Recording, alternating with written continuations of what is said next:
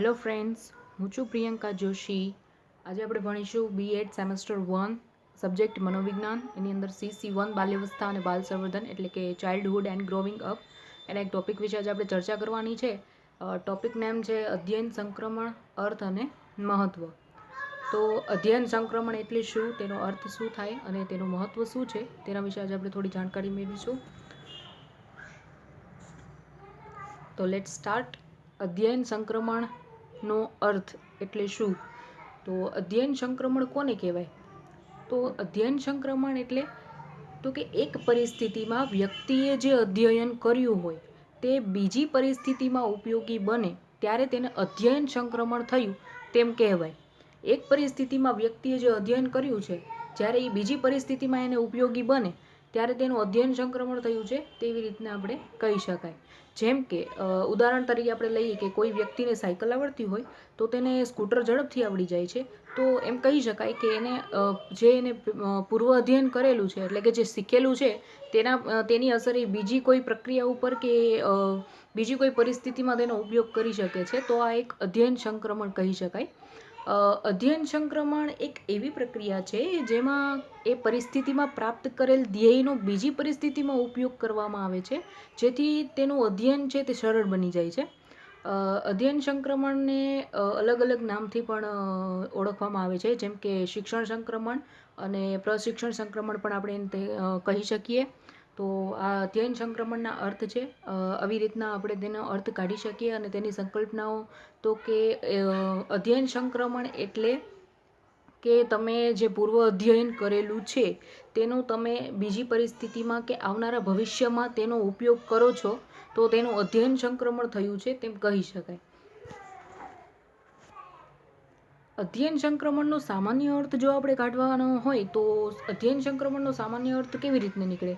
તો સામાન્ય અર્થ તેનો નીચે મુજબ થાય કે કોઈ પણ વિષય શીખવાથી પ્રાપ્ત થયેલ જ્ઞાન અથવા કોઈ કાર્ય કરવાનો મહાવરો છે, તેને પ્રાપ્ત થયેલી તાલીમ છે, એ બીજી પરિસ્થિતિમાં તેને પ્રયોગ કરે એટલે એનું અધ્યયન સંક્રમણ થયું છે તેમ કહી શકાય.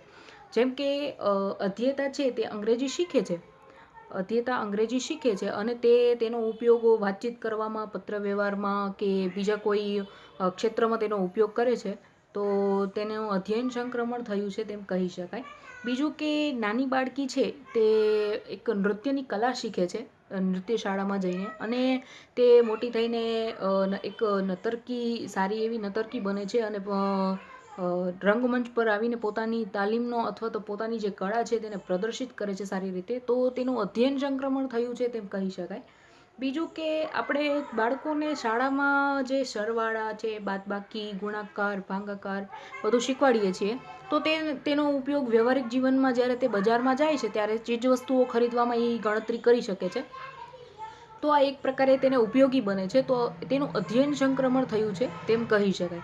તો અધ્યયન સંક્રમણ એટલે એ કે જે પૂર્વ અધ્યયન કે જે એને શીખેલી બાબત છે અથવા તો જે પણ એને શીખ્યું છે, જે પણ એને અનુભવ મળ્યા છે, તેનો ઉપયોગ પોતાના વ્યવહારિક જીવનમાં એટલે કે ફક્ત શાળાના વર્ગખંડમાં જ નહીં પરંતુ એના બહારની લાઈફમાં, પોતાના બહારના વ્યવહારિક જીવનમાં એનો ઉપયોગ કરી શકે છે, તેના અનુભવોનો, એને જે શીખ્યું છે તેનો, તો તેનું અધ્યયન સંક્રમણ થયું છે તેમ કહી શકાય.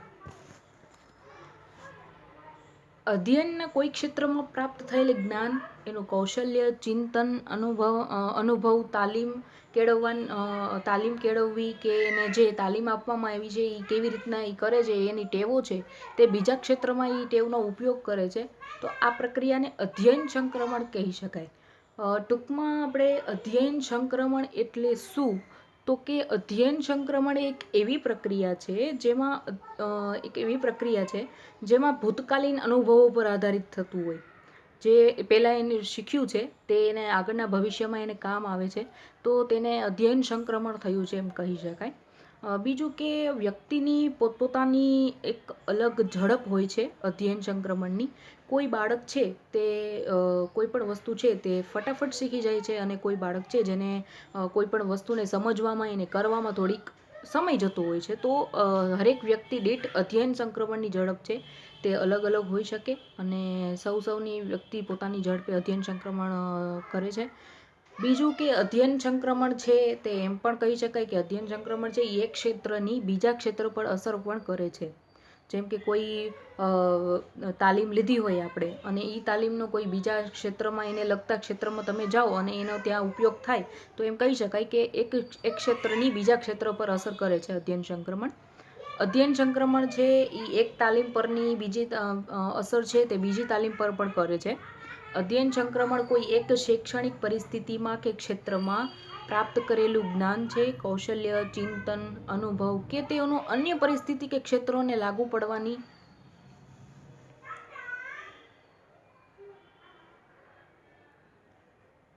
અધ્યયનના કોઈ ક્ષેત્રમાં પ્રાપ્ત થયેલ જ્ઞાન, એનું કૌશલ્ય, એનું ચિંતન, એનું અનુભવ, તાલીમને કાર્ય કરવાની ટેવને તેમના બીજા ક્ષેત્રમાં ઉપયોગ કરવાની પ્રક્રિયાને અધ્યયન સંક્રમણ કહેવાય. તો ઇન શોર્ટ આપણે ટૂંકમાં અધ્યયનનું સંક્રમણ એટલે શું એવી વ્યાખ્યા કરવા જઈએ તો આપણે સિમ્પલમાં કહી શકીએ કે સરળ રીતે એમ સમજાવી શકીએ કે અધ્યયન એ એક પ્રક્રિયા છે જે ભૂતકાલીન અધ્યયન પર આધાર રાખે છે અને હરેક વ્યક્તિ દીઠ અધ્યયન સંક્રમણની ઝડપ છે તે અલગ અલગ હોય છે. અધ્યયન સંક્રમણ છે એ એક ક્ષેત્રની બીજા ક્ષેત્ર પર પણ અસર કરે છે, એટલે કે એક તાલીમની બીજી તાલીમ પર પણ અસર કરે છે. તમે જે અગાઉ શીખ્યા હોય તે પછી તમે આવનારા ભવિષ્યમાં તમને એ ઉપયોગી બને તો અધ્યયન સંક્રમણ થયું છે તેમ કહી શકાય. અધ્યયન સંક્રમણ કોઈ એક શૈક્ષણિક પરિસ્થિતિમાં કે ક્ષેત્રમાં પ્રાપ્ત કરેલું જે તમે જ્ઞાન છે, કૌશલ્ય, તેનું ચિંતન, અનુભવ, તેઓનો અન્ય પરિસ્થિતિ કે ક્ષેત્રોમાં લાગુ પાડવાની જે ઉપયોગમાં લેવાની જે પ્રક્રિયા છે તેને અધ્યયન સંક્રમણ કહી શકાય. અધ્યયન સંક્રમણ છે તે 3 પ્રકારના હોઈ શકે: વિધાયક એટલે કે હકારાત્મક, નિષેધાત્મક એટલે કે નકારાત્મક અને શૂન્ય સંક્રમણ. તો વિધાયક, નિષેધાત્મક અને શૂન્ય સંક્રમણ પણ હોઈ શકે.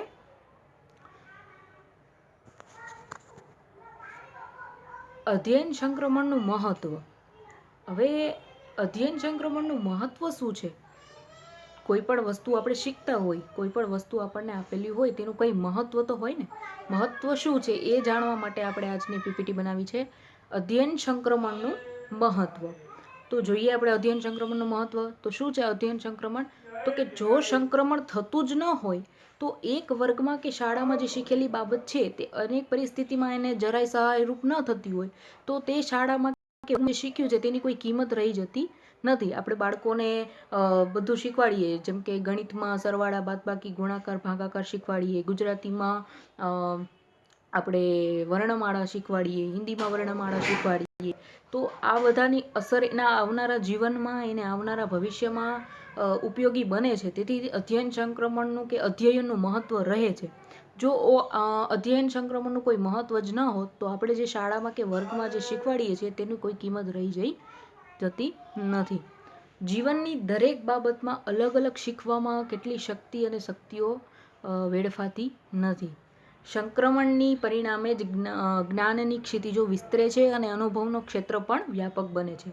જો એને જ્ઞાન મળશે તો એના અનુભવ પણ સારા એવા બનશે અને અનુભવથી પોતાના જીવનમાં તે દરેક ડિસિઝન છે તે સારા એવા લઈ શકશે, પ્રગતિ કરી શકશે અને સફળતા સારી એવી મળશે. જો સંક્રમણ ન હોય તો આ બધું થઈ શકે નહીં.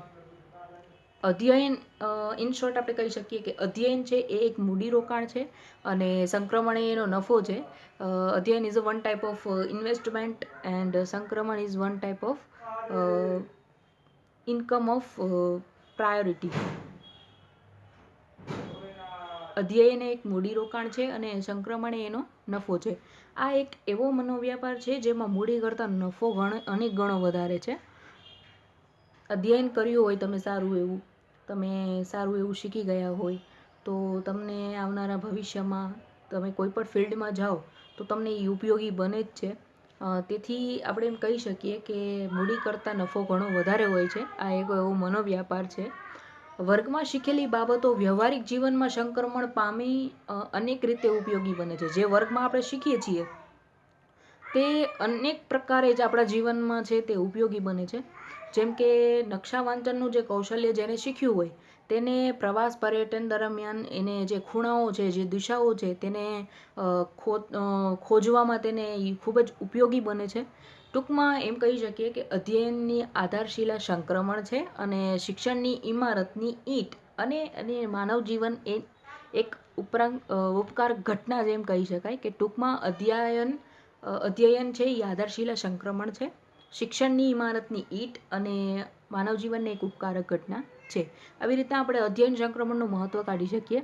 અલગ અલગ ક્ષેત્રમાં અલગ અલગ તાલીમ લઈને અલગ અલગ વ્યવહારિક જીવનમાં તમે કોઈ પણ ક્ષેત્રમાં જાઓ, કોઈ પણ તાલીમ લ્યો, કોઈ પણ ફિલ્ડમાં જાઓ તો તમને અધ્યયન સંક્રમણ વગર બધી જ વસ્તુ બિન ઉપકારક અને બિનપ્રયોગી રહી જાય છે. એટલે અધ્યયન સંક્રમણનું મહત્ત્વ બધાના જીવનમાં ખૂબ જ જરૂરી છે અને અધ્યયન સંક્રમણ છે તે ખૂબ જ મહત્ત્વનું છે.